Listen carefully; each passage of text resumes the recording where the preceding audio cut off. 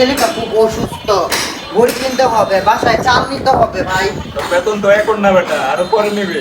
ভাই সকাল 8টা থেকে কাজ করতেছি, এখন যদি আপনি বেতনটা বাজে কয়টা এখন বাজে কয়টা?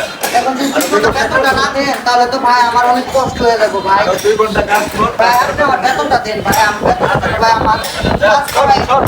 যা কর। এত কষ্ট করতেছি আমরা শ্রমিক বলে, আমাদের কি কোনো দাম নেই?